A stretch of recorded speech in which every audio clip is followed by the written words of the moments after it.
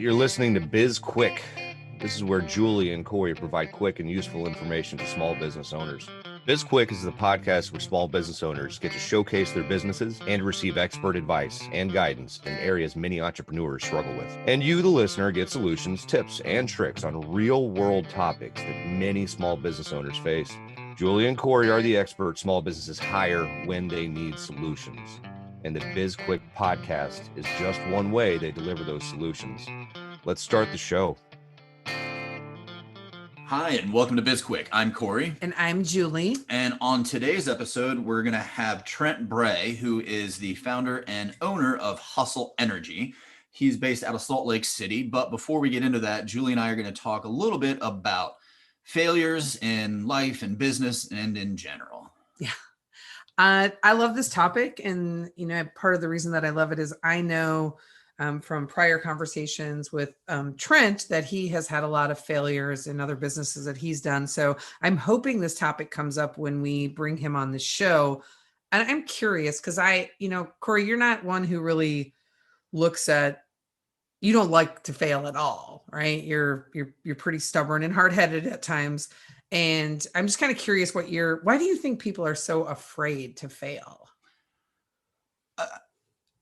I think it's I don't even know if fear is the right word for it. It's more about the disappointment and embarrassment that comes along with it. And so, you tell somebody that you're going to train for something and then you don't do it.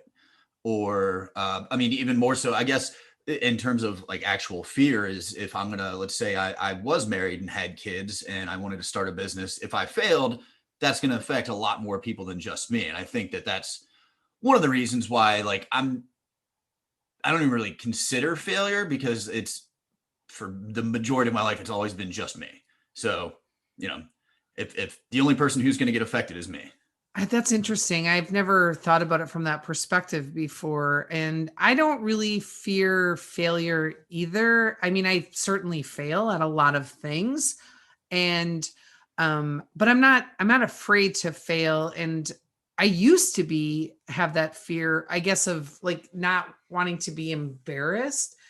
But I think, a lot of times I look at failure as what can I learn from it? What can I take away from it? And sometimes I'll approach things as it's more of an iterative process, right? So you try it, if you're going to train for a marathon, it's okay, well, maybe I'm not ready for a marathon, but maybe a half marathon. Nope.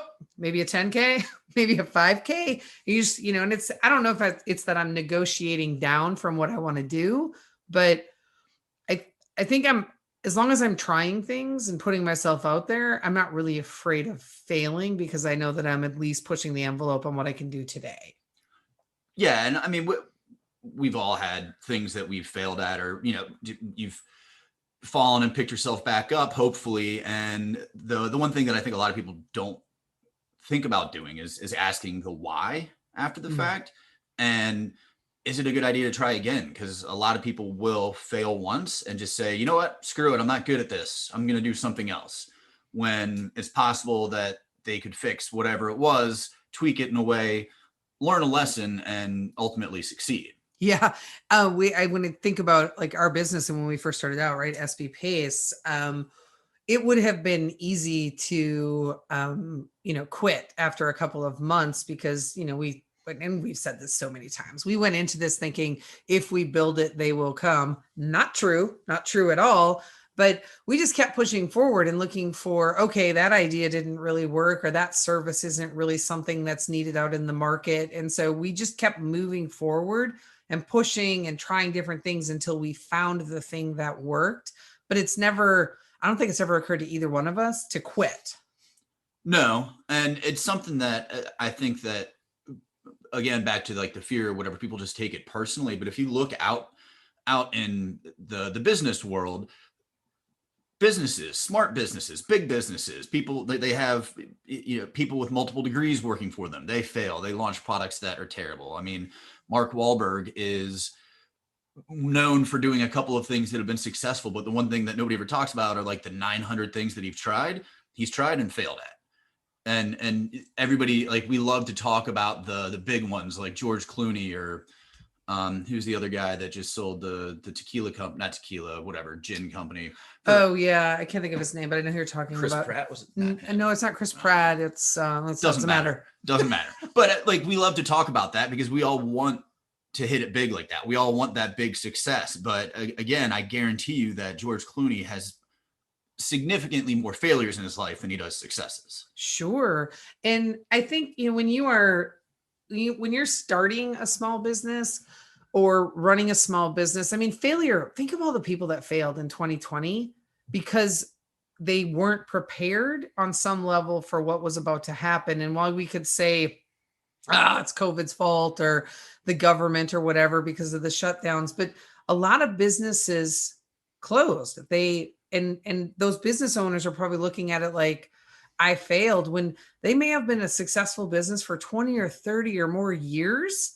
And the one thing that worked against them was they didn't they didn't have enough of a plan for a disaster. And so it kind of put them out. And how many of them aren't going to try again because they think, I'm not cut out for this? I mean, there's a good number of people who probably won't because they're discouraged or they were at that point in their entrepreneurial career where, why do I even need to go back to work? I'm just going to go retire on the beach somewhere.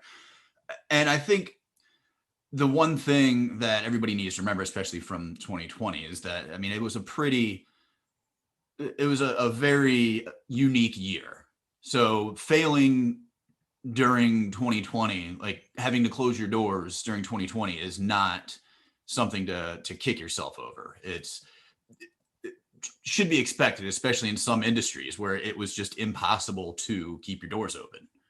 There's no way for you to survive. And if everything's against you and the government won't let you open and customers are afraid to come out, you're having supply chain issues. Like, I mean, you can pivot and change and do all that, but at some point you might have to make that decision of it's just smarter to close. Yeah. And so that's not necessarily a failure and it's not necessarily your failure, but you can't, regardless of how you look at failure, it happens and it happens to all of us. And you have to be able to decide if that's something you want to bounce back from, or if you're just going to take the lessons and kind of, call it quits. And the answer is different for everybody. There's no right or wrong answer, but it's what you do with failure when it happens, right? And definitely learning those lessons and using them. Again, it doesn't have to be for the same thing. If you open up a business and it fails, you're going to learn a lot of things, but you need to know why. And maybe it's because you weren't looking at your finances, or you didn't have a good sales strategy or whatever. Maybe your product wasn't good. Doesn't mean you can't open another business. Right. Yeah. Ideally, everybody's looking to learn from the failures, find the lessons, and then take them forward with you on the next thing that you do. That's really the best thing that you can do with it. And I just remembered Ryan Reynolds. I was going to say Ryan Reynolds too. I'm like, for all the listeners that were out there screaming, it's Ryan Reynolds. That guy doesn't fail. He does not fail. He had sold the gin company. Yes. You are correct. Yes. It's so funny that we both thought of it. It's good stuff. Well, I think that's enough on failing. Let's talk about something a little more positive. So we'll bring Trent on here in a minute to learn about his company, Hustle Energy. It's a focused drink. Well, it's a powder. You make a drink out of it. Julie and I both have tried it. It's delicious. It's great. Julie might be hopped on it right now. I might be. You don't know, or do you? But let's take a quick break. What's up, everybody? My name's Trent from Hustle Energy, and I created the Hustle Focused Energy product out of my own need when I couldn't focus on my side hustle to take it to the next level. So many products are chock full of caffeine and sugar and other harmful substances. So what I did is I created something that is a powder drink mix designed to help you focus without the need of caffeine. But if you'd like to learn more about this product, go check out the website hustle.energy and follow me on Instagram as well at hustle.energy. Welcome back. We've got Trent Bray of Hustle Energy out of Salt Lake City, Utah. Good to have you, Trent. Hey, thank you, Julie and Corey. I really appreciate the opportunity to be on here and speak to your audience. Yeah, well, we immediately decided we needed you on our podcast after you had us as a guest on yours, and it was so much fun talking with you. And I think we probably could have riffed for hours because it was just a really good connection for all of us. So today we're going to talk a little bit, we're going to talk about a number of things with you, but we're going to start by talking about failures and being an entrepreneur, right? So you've done a number of things you've been an entrepreneur since you were like 14. And you've had some failures along the way, and I'm sure you've learned from them. So you want to share with our listeners some of the stories of failure and how that led you to where you are today, and obviously telling everybody about your new product and what you're doing there. Yeah. So I think failures, with my own podcast, I try and emphasize, with people, what was your biggest failure and what did you learn from it? Because failures happen, but failures are truly only failures if you learn nothing from it and just resent it and look back and think of all the bad about it. But for me personally, I think of failures as opportunities to learn. And so with me personally, at the time, I didn't think this, but I've picked that up over the years. So both my parents were entrepreneurs, so I saw a lot of that entrepreneurship aspect, but at the same time, I'm the youngest in my family. And so I saw them at their most successful. So it was the glamorous side of entrepreneurship. They were able to take trips whenever they needed to. And yes, they put in a lot of hard work, but it's like, okay, I think I have a grasp on this. So I started my first business when I was 14, doing web design, reverse engineered the code just because there was no YouTube there. I couldn't go drive to a bookstore to learn HTML or whatnot.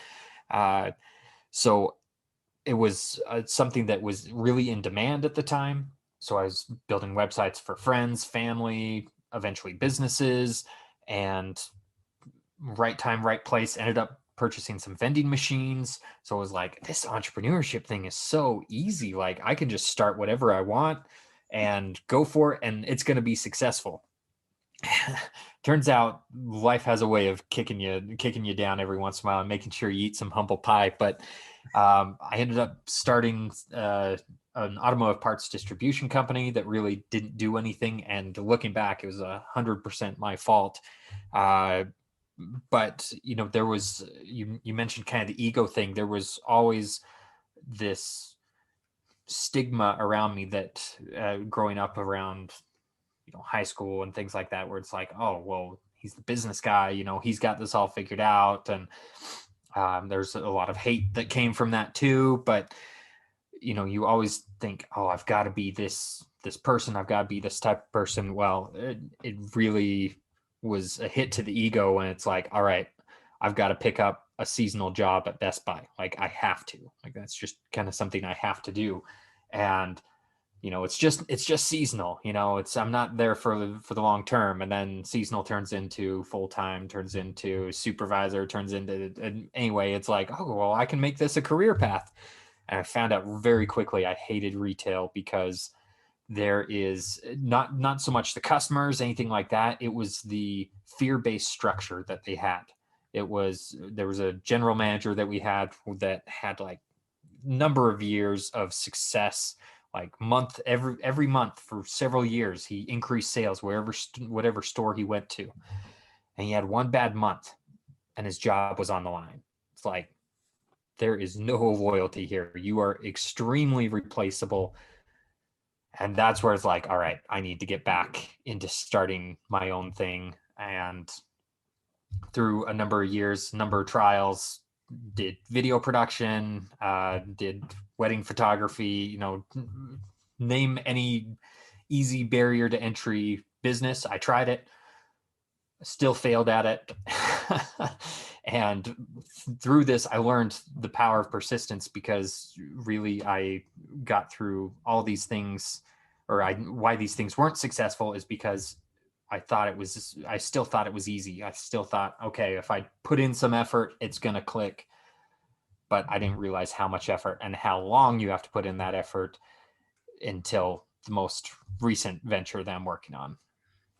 And it's interesting because egos often used like in a negative way. It's, you know, kind of like, oh, he's got such an ego or whatever, but there needs to be a balance there, because if you didn't have that ego, you wouldn't have gone and tried all these different ventures. And I feel like that's the same for a lot of small business owners, is that you have, like, nobody's going to start a business believing that they're going to fail.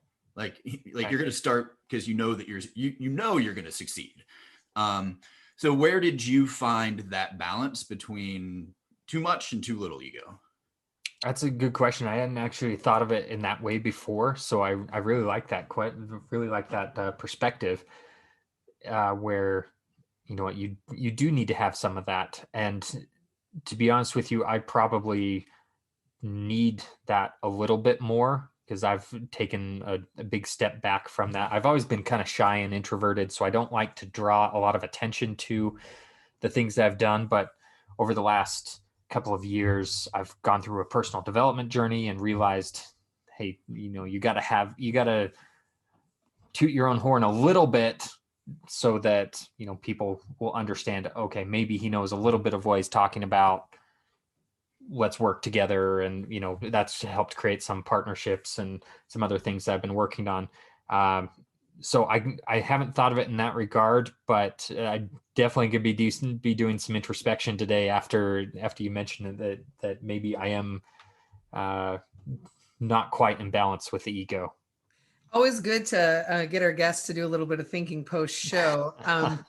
I told this story recently to a group of people that, you know, I think it's kind of related to ego, maybe more just like internal self-esteem, right? So when we started SB Pace, I had also just moved to this area, to Richmond. And so I don't know a ton of people here. And then, you know, COVID happened and the world just really, really changed. And so the circle of people that you were hanging out with regularly, or interactions, they changed for everybody, right? But I had spent, you know, the last couple of years really heavy on personal development, like you. And I think it took me until late in the year of 2020 to realize, like, so working with Corey, he's a tremendous business partner. And, you know, I know he always has my back, but he's not the guy that says, hey, good job, or wow, you're really killing it on that. And while I like to tell myself that I don't need to hear that, what I realized is that when I went pretty much like 8 or 9 months without ever hearing it, it really started to impact my self-talk, where I just was like questioning everything that I was doing. And so my goal for 2021 was to find ways that I could improve my self-talk and not need to hear from anyone like, hey, you're doing a great job, because I shouldn't have to depend on that. But it's been a balancing act for me, maybe a little bit different than ego, or maybe it's not, maybe it's the same thing, but that's been one of the toughest things for me over the past year. Yeah. For me, telling somebody nice job is like one of the biggest compliments you can get. So. Well, I'll be that person for you, Julie. Julie, you're killing it. You're doing a great job. You know, I managed to mention that on Facebook group just the other day too. You're a great person to know. And Corey, you know, I haven't known you as long, so I can't say you're killing it, but you know what I know so far, you're a great person. So I appreciate that. Thank you. And when I need some little, you know, a pat on the back, I'm coming to you, Trent. do you not know the contract that John DeGroff and I have? No. Oh, we have a verbal contract that every time we're in a clubhouse room, the other person follows and says nice things about each other. So like I'll follow John into a room about insurance and I'll completely disrupt the conversation and be like, you know what, John's one of the greatest guys ever. You know, everybody should be doing business with him, all this.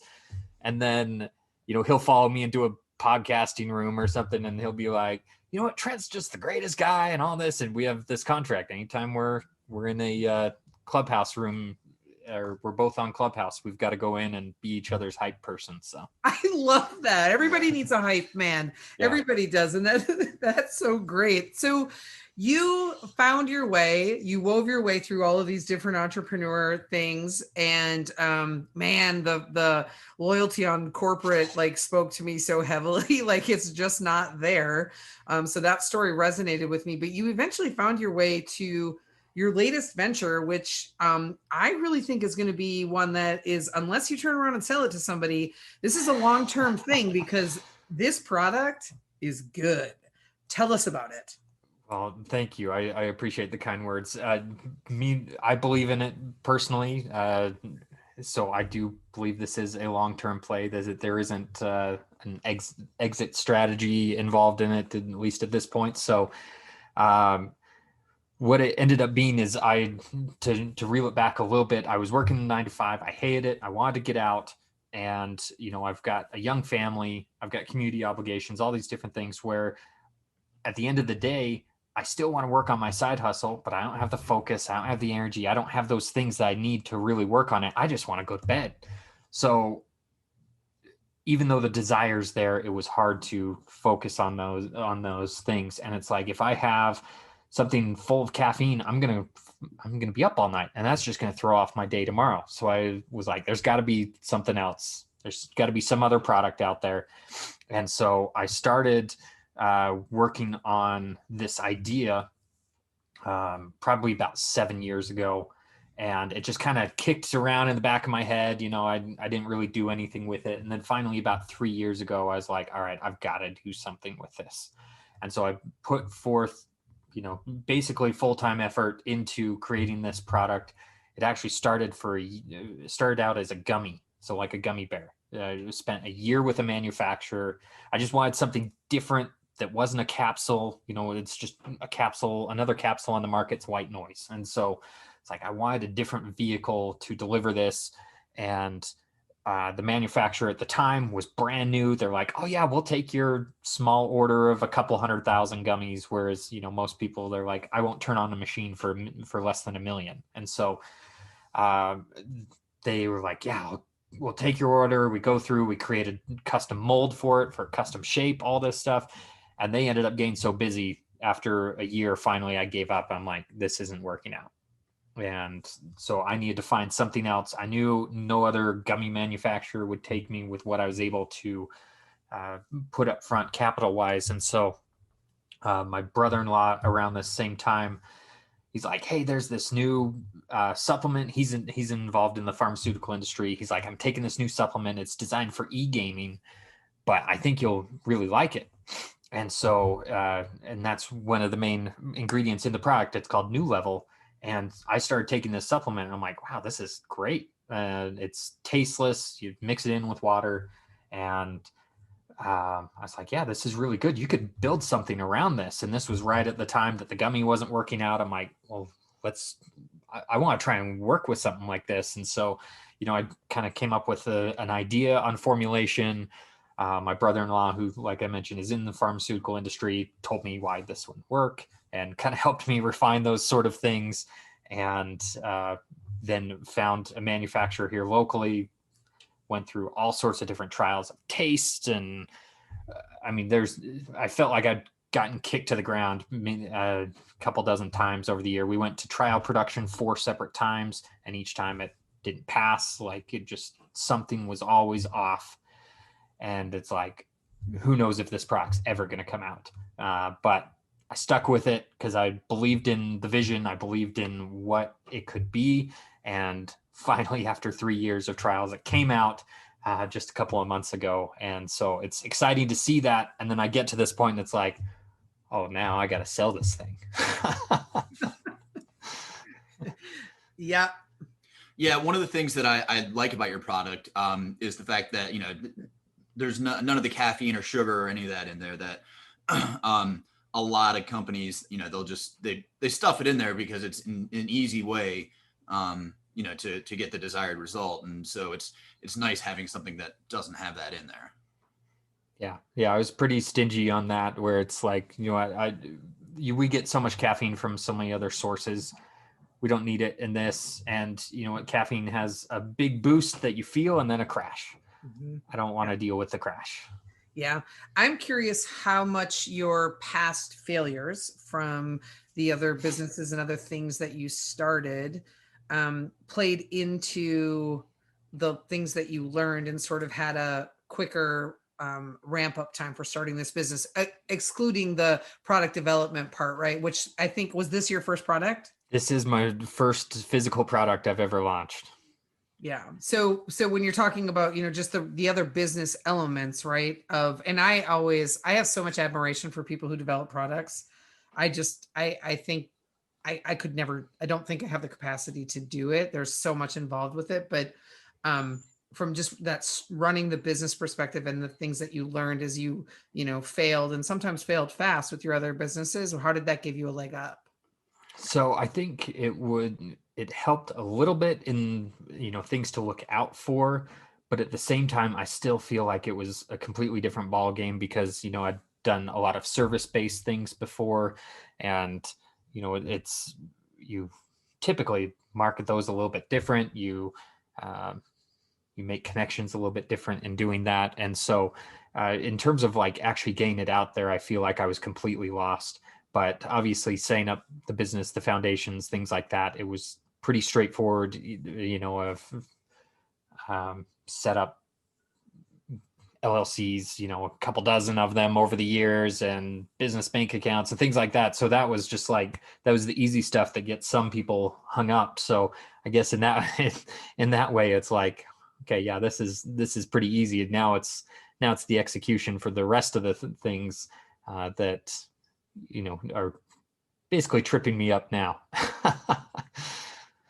I want to get into, you mentioned service and you had worked in service industry and, you know, all of that.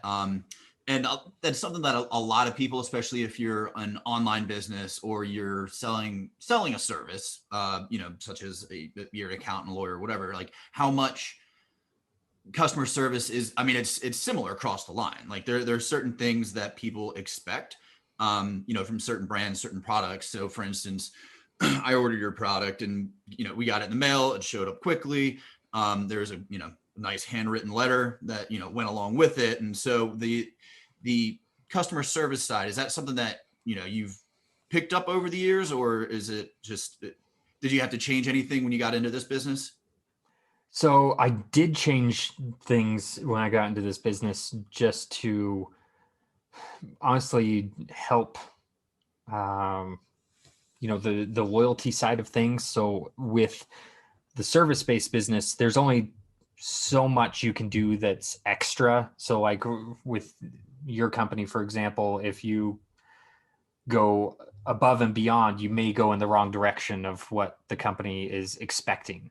So if you set up, you know, an account for them and you think this is going to really work well for them, but that's not really a part of their strategy, well, that kind of backfired. But for this, with a product, it's actually easier in my opinion, because, you know, they make the transaction, they know exactly what they're getting. You know, this is the bottle of the focus formula, and it's easy to put those extra touches like the handwritten note, the throwing in a free shaker bottle and things like that, where it's like, yeah, there's a cost associated with that, but I just consider it a marketing cost, because I've gotten more people to share and post about the product because of that handwritten note.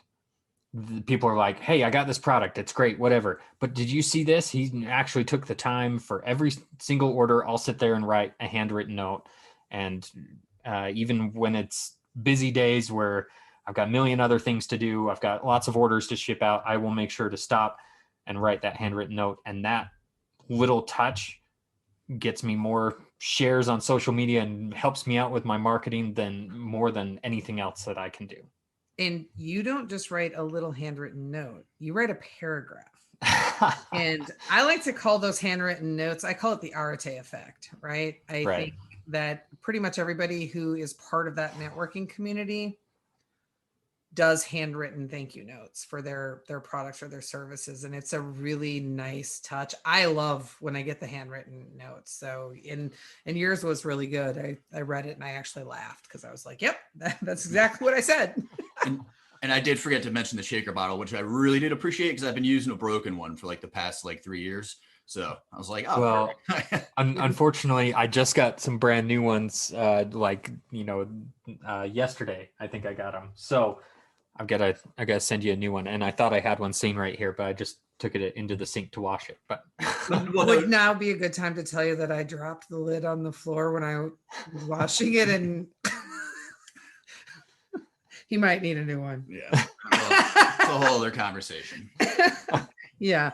All right. Well, we've loved this conversation, but we need to wrap. So can you let our listeners know, one, how to find you, and two, where they can get your fantastic product? Well, I appreciate being on the show and having an opportunity to talk to you both again. It's really been a great conversation. So the best place to find me personally is on Instagram. I spend most of my time there. It's Trent V. Bray. Or then the company is at hustle.energy on Instagram. And from there, you'll find links to take you to the website and all the fun things we're working on. Perfect. Well, we will put all of that information in the show notes so that people can easily find you, so our listeners can find you. And you're also on Clubhouse, so yes, you can come and hear how amazing you are there, and maybe get in a room with you and John can be your hype man, and they can hear how that works. So right, yeah, it's fun. Thank you for joining us today. We really appreciated it.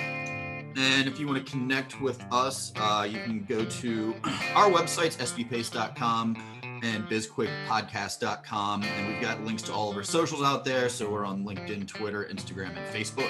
Yep. And I am also on Clubhouse if you want to find me there. You can subscribe to our podcast. Make sure that you give us a review and like it while you're out there, because we love reviews. And reach out to us about any topics that you may want us to cover, or if you want to be a guest on our podcast. We also have a book out there. It's called Seriously Now What? A Small Business Guide to Disaster Preparedness. It's a #1 bestseller on Amazon, and it has a digital workbook download that goes along with it. Yeah. I'm Julie. And I'm Corey. And this was BizQuik, helping small businesses across America.